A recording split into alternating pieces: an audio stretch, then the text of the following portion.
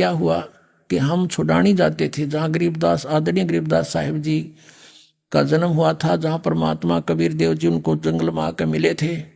हमारे पूज्य गुरुदेव जी वहाँ जाते थे, एक लिंक जोड़ना था, पहले लिखा हुआ था। इसलिए गुरु जी के सतलोक जाने के बाद हमारा वहाँ पर बहुत विरोध हो गया, क्योंकि हम सच्चाई बतावें, वो अनुवाद गलत करें गरीबदास जी की वाणी का, तो हमारा उनका पार नहीं पड़ी। हमने अलग से आश्रम सेट करना पड़ा।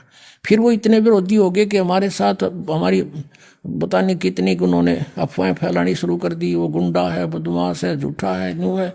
तो वो कांड करवा दिया करो था कुछ ये, और दूसरे पंथी लाग लिया, आर्य समाज वाले जो उनकी पोल खोल दी, दास ने सच्चाई बता गए, तो सब ने मिलकर ये पंगा पा दिया। लेकिन भगवान का साथ जिसके साथ है उसका कोई कुछ नहीं बिगाड़ सकता। पहले से 1000 गुना आगे बढ़ गया हमारा पंथ, पूरे विश्व में चला गया परमात्मा का ज्ञान, क्योंकि ये परमात्मा का चलाया हुआ है। और इसमें जो बाधा करता है भगवान के मार्ग में, वो तो अंधा गधा है। हिरण्यकशिपु अंधा गधा था, छाती तोड़वा के मान्या। कहते हरना कुछ छाती तोड़वाई, और ब्राह्मण बाणा, और कर्म कसाई, वो तो भगत कवावे, और कर्म अपने बेटे ने भी मारे अभिमान के बस। तो कहने का भाव ये है कि ये आचार्य गवावे और गुरु और अपने शिष्यन पर मित करें, झूठ बोला झूठ बोला। हम तो प्रमाण दिखाते हैं, और जो तुमने लिखा है वो रूबरू कराते हैं। पता झूठ कहाँ बोल दी मैंने, मत लिखा हुआ दिखाता हूँ, आपके गुरु ने ये लिख रखा है और वेद ये बता रहे हैं। बता झूठ कब बोल गया, मन तो फुर्सत है कोई ना झूठ बोलने की, टाइम है कोई नहीं, कोई सारी ये साची दरी भगवान ने लिख रखी। अब गरीबदास जी की वाणी में पारक का अंग है, एक चैप्टर है पारक का अंग, उसमें बहुत निर्णायक ज्ञान दिया है। क्या लिखा है? शिव उतरे शिवपुरी से, अवगत बदन विनोदी, मैं के कमल खुशी बहे, लिया ईस को गोदी। शिव उतरे शिवपुरी से, अवगत बदन विनोद, और महके कमल खुशी बहे, और लिया ईस को गोद। नजर नजर से मिल गई, किया ईस प्रणाम। अब गरीबदास जी ने पूर्ति की है, जो वो दूत आ गया, दूध चला गया, फिर खुश हुआ, यो बकवाद कर रखी, कुछ मिलावट और कुछ कटिंग पटिंग करके उन्होंने सोचा कि ऐसा कौन हो गया, ये हो गया। अरे सच्चाई ये थी जो गरीबदास जी ने बताया। जैसे आदरणीय तुलसीदास साहिब जी ने श्री रामचंद्र जी की रामायण लाखों वर्ष पहले जो घटना घटी थी, अब कलयुग में एज इट इज लिख दी चौपाइयों के माध्यम से, और सबको मान्य है वो, क्योंकि एक दिव्य दृष्टि रेंज होती है। उस तुलसीदास की रेंज खुल गई थी, वह दिव्य दृष्टि खुल गई थी, और पीछे की जो चलचित्र की तरह सामने आ जाती सब घटनाएं, वो तुलसीदास जी ने लिख दी थी, और वो सही है। ऐसे ही गरीबदास जी ने, परमात्मा ने गरीबदास जी की दिव्य दृष्टि खोल दी, ज्ञान योग खोल दिया। अब वही जो लीलाएं काशी में घटी थी, उसे अरबों खरबों वर्ष पहले सृष्टि जहाँ से प्रारंभ हुई वहां तक की रेंज मालिक की, क्योंकि ये दूरबीन की रेंज होती है, दूरदर्शी की।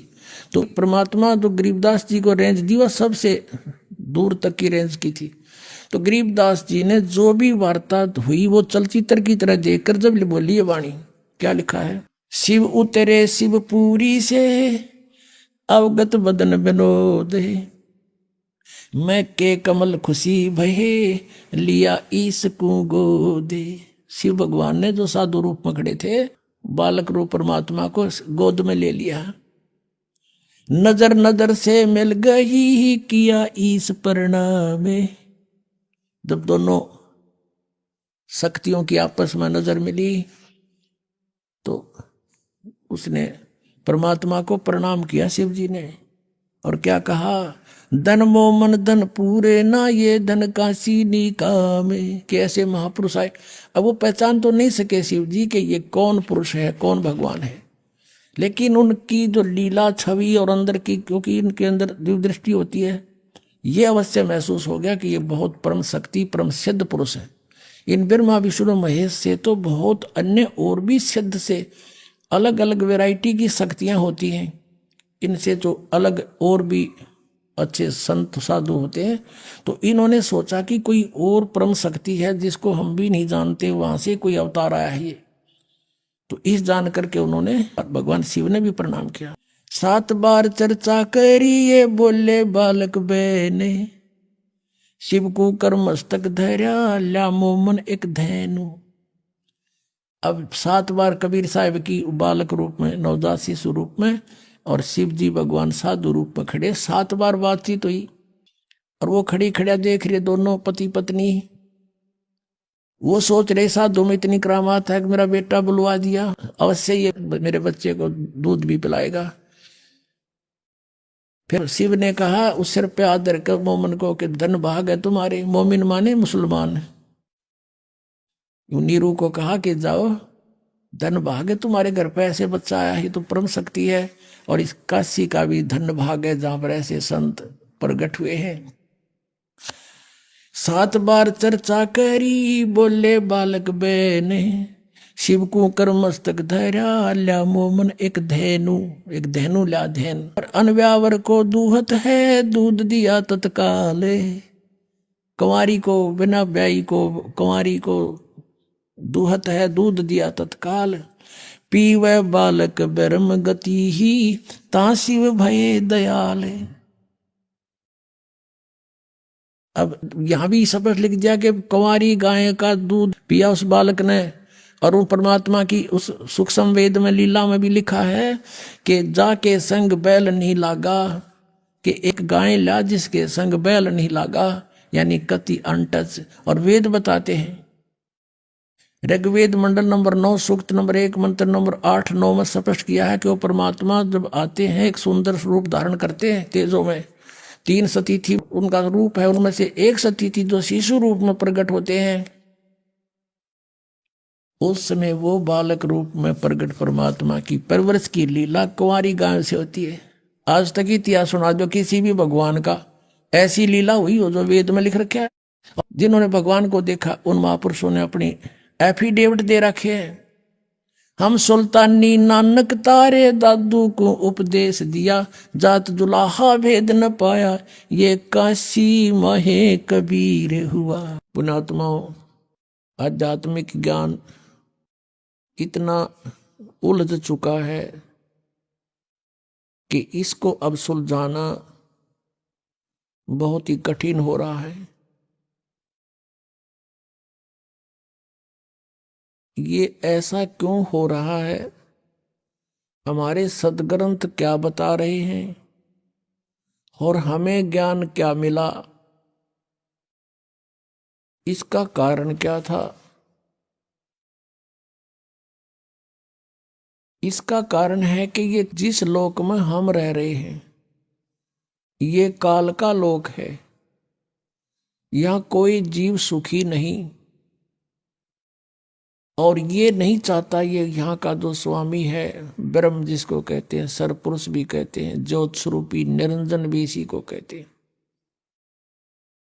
ये नहीं चाहता कि यहाँ के प्राणियों को परमात्मा के विषय में जानकारी हो। इसको भय बना रहता है कि यदि इनको अपने मूल स्थान का ज्ञान हो गया और वहां के सुख से ये परिचित हो गए, या कोई नहीं रहेगा। इस डर से ये राजनीति से और घटिया राजनीति से हमें यहाँ रोके हुए हैं, सुनियोजित षड्यंत्र से हमें यहाँ बांधे हुए हैं, रोके हुए हैं। कोई भी क्रिया देख लो हमने विवश होकर करनी पड़ रही है। शरीर ऐसा दे दिया, यदि इसके अंदर टुकड़ा ना डालेंगे तो ये काम नहीं करे। इसकी रक्षा करनी पड़े, गर्मी सर्दी से भी बचाना पड़ेगा। सारा जीवन हम इसी शरीर के पालन पोषण में लगे रहते हैं, इसी के रख रखाव में पूरा जीवन खो देते हैं, अंत में इसको भी खत्म कर देता है। यदि ये ना नष्ट होता हो तो कोई दिक्कत ना थी। हम इतने ढीठ हो रहे हैं, इन दुखों को भी देख लेते, कोई पड़े रहते अभी। लेकिन ये नष्ट भी साथ होता है, ये डर साथ बना रहता है। कहने का भाव ये है कि जब तक हम इस आध्यात्मिक ज्ञान से पूर्ण रूप से परिचित नहीं होंगे, हम परमात्मा की भक्ति ना तो कर सकते और ना ही अपने उद्देश्य में सफल हो सकते। तो इसके लिए हमने उस परमात्मा को पहचानना है। जैसे आज सुबह के सत्संग में आपको सुनाया था कि पूर्ण परमात्मा परम अक्षर ब्रह्म वो स्वयं ही सतलोक से चलकर आता है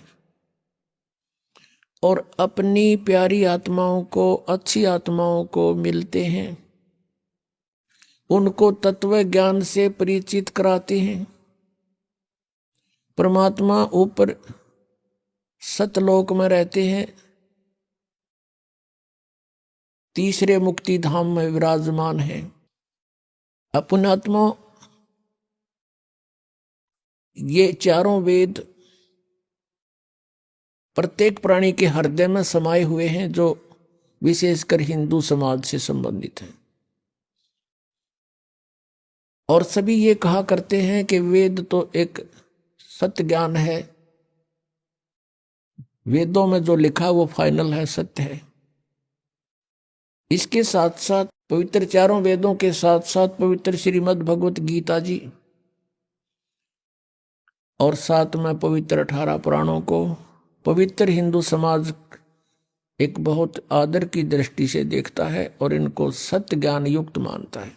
इसको सत्य ज्ञान युक्त मानता है, लेकिन इन ग्रंथों में थोड़ा सा अंतर है।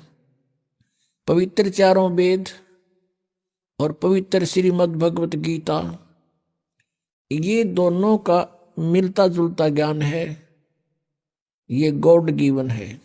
और पुराणों का जो ज्ञान है वो ब्रह्मा जी का दिया हुआ है, और ब्रह्मा जी से आगे सुना उन ऋषियों ने, दक्ष आदि ऋषियों ने, मनु आदि ने, और अन्य ने अन्य से सुनते सुनते उन्होंने कुछ ब्रह्मा जी के विचार, कुछ अपना अनुभव, कुछ अपनी सोच, अलग अलग। जैसे भी 18 पुराणों के 18 वक्ता हैं।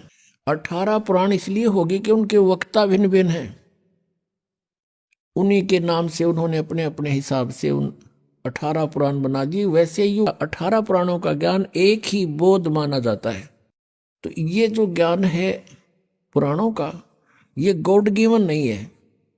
पवित्र चारों वेद गॉड गिवन है। पूर्ण परमात्मा परम अक्षर ब्रह्म ने इस ज्योत स्वरूपी निरंजन के हृदय में डाल दिए थे,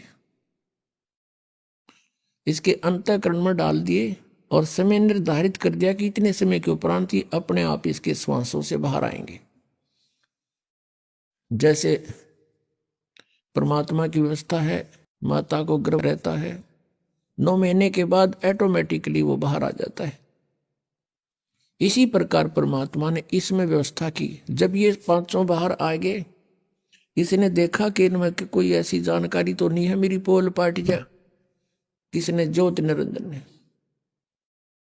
फिर इसने देखा 5वां वेद जो है ये सारा भेद दे रखा था ऊपर का, सतलोक का, कैसे जाना है और किस प्रकार, कौन परमात्मा है, तुम यहाँ कैसे फंसे थे। तो ये ज्योति निरंजन काल ने वो 5वां वेद नष्ट कर दिया और 4 वेद दे दिए भगवान के डर से।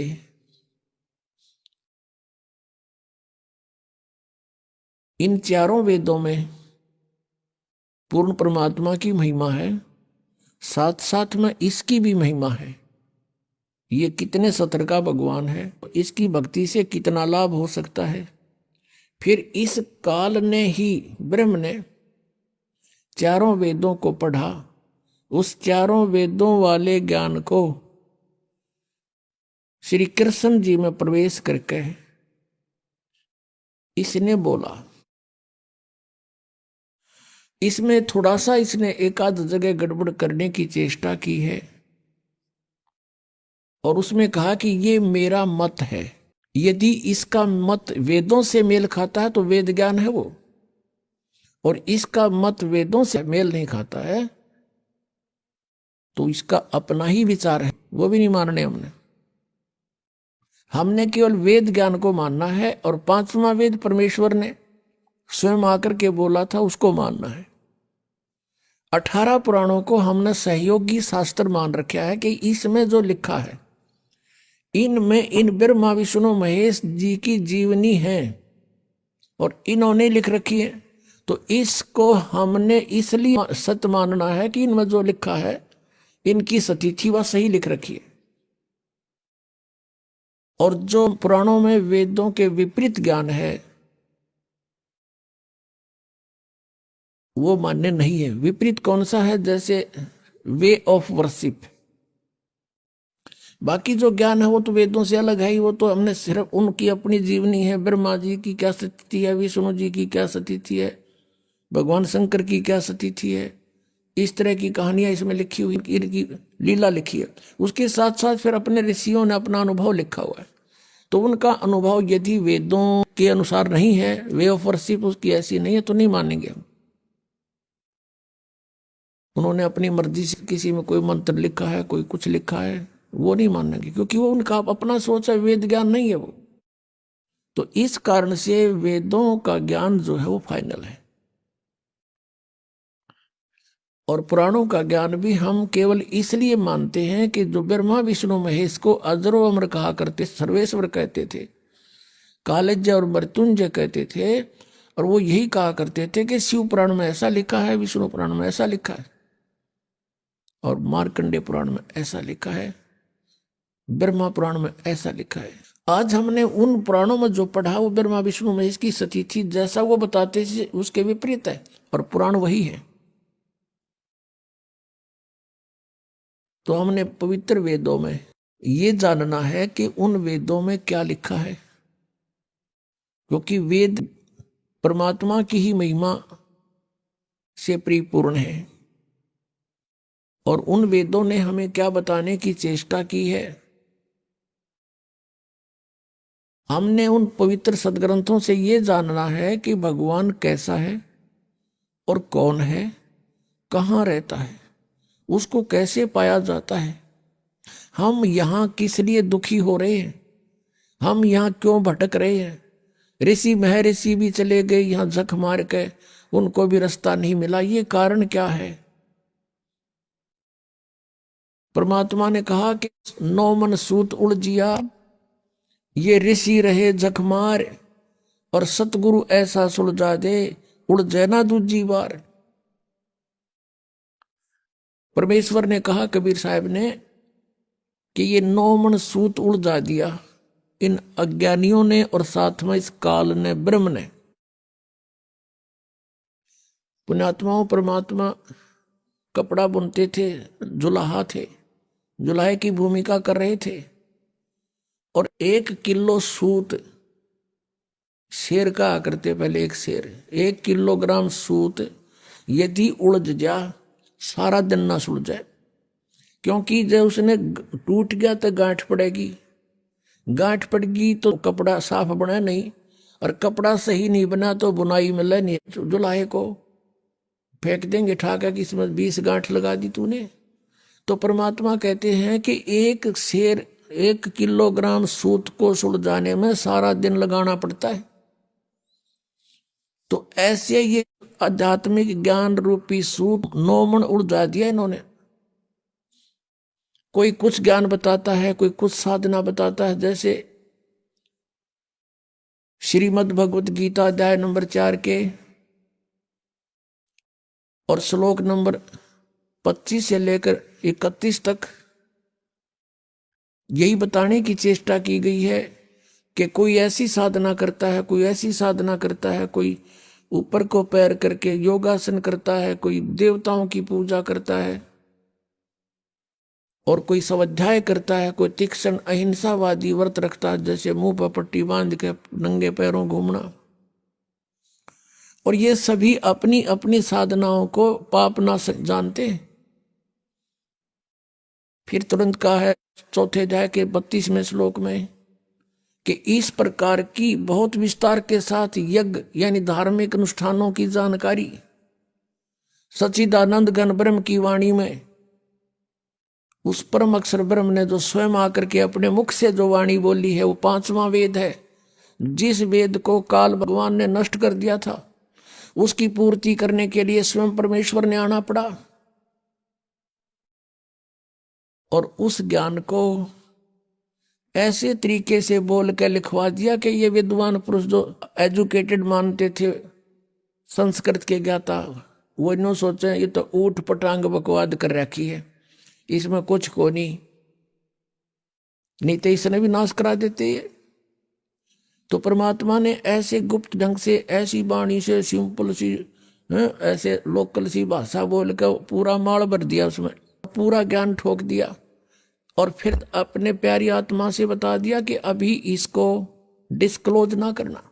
जिनके समझ में आई बात, जिनको परमात्मा मिले, सचखंड दिखाया, वापस छोड़ा। तो उनसे प्रतिज्ञा करवा दी थी कि धर्मदास तो लाख दुहाई, ये मूल ज्ञान अभी की तो बाहर न जाई। मूल ज्ञान बाहर जो पढ़ी, ये बिजली पीढ़ी हंस नहीं तरही। अगर ये ज्ञान आज से 600 वर्ष पहले डिस्क्लोज हो जाता तो ये नकली संत पंथ ये डंडोरा पीटते मिलते और यही मंत्र देते मिलते। ये अधिकारी थे नहीं उस नाम के देने के, तो डुप्लीकेट पासपोर्ट से भी विदेश नहीं जाया जा सकता। तो ऐसी बात बिगड़ जाती। तो परमात्मा इस भक्ति को इस कलयुग तक लाए हैं। कहते 100 साल सीधर मैं करूं अपने जन के काज। हमारे लिए उन्होंने 100 साल सीधर करने पड़े। और उस तत्व ज्ञान को आज बीचली पीढ़ी में लाकर अब डिस्क्लोज करवाया इस दास के द्वारा। इसलिए परमात्मा ने कहा कि धर्मदास तो लाख दुहाई, ये मूल ज्ञान, ये है मूल ज्ञान। और फिर परमात्मा ने एक वाणी और कही है कि 33 अरब ज्ञान हम बाख्या और मूल ज्ञान गुप्त ही रख्या। 33 अरब वाणी बोल दी हमने इस कबीर सागर में और कबीर साखियों में, दोहालियों में, लेकिन ये मूल ज्ञान जो था अब भी हमने गुप्त रखा हुआ था। और अब ये इस दास के माध्यम से सार्वजनिक करवा दिया भगवान ने, क्योंकि अब ये सभी पंथ नष्ट होंगे, इनका अस्तित्व खत्म हो जाएगा कुछ दिनों में। क्योंकि इस बुद्धिमान जनता है, अपने भले बुरे को खूब समझते हैं ये, लेकिन अभी तक इनका न्यूना जच्ची है कि हमारे जो गुरु हैं ये कति नकली हैं। और उनका उस समय यकीन होगा जब इस दास के ज्ञान को अच्छी तरह समझेंगे और सदग्रंथों से मेल कर लेंगे, फिर उन नकलियां न छोड़कर आप आ जाएंगे। कुछ एक ऐसे व्यक्ति होते हैं जो ना कहे किसी की, कहे की माने, और गुरुजी ने जो कह दिया बस ठीक से। उसके बारे में परमात्मा कहते हैं कि चातुर प्राणी चोर है और मूड मुग्ध है ठोठ, संतों के निकाम के इन दे गलजोट। इतने प्रमाण देख के और जो व्यक्ति नहीं मान रहा कि ये संत नहीं है, कहते फिर वो तो मूड है, मुग्ध मूड ठोठ, फिर वो हमारे काम के नहीं है, वो वहीं पड़े रहे उन्ना दौरे। एक भक्त कह रहा था जी ये आमत गए सारे जितने दूसरे पंथा दौरा बैठे हैं। उसने एक उदाहरण दिया कि जैसे बाई बस ट्रेवल कर रहे हैं और रास्ते में कई बार बस खराब हो जाती है, तो कुछ तो बुद्धिमान से जब आइडिया ला लें कि यह खराब होगी, झटकम पटकम होने लग रही है, जब रुक जा और साथ में दूसरी बस आ जाती है, तुरंत उतर कर चढ़ जाते हैं, वह ना देखते कदे किराया दोबारा देना पड़े। कुछ ऐसे होते हैं कि कंडक्टर ड्राइवर ने कह दे भाई गाड़ी खराब होगी, वो उतर के फिर दूसरी में बैठे। और उन्होंने कहता कुछ ऐसे होते हैं फिर भी बैठे रहे कंडक्टर ड्राइवर के कहे पाछे भी।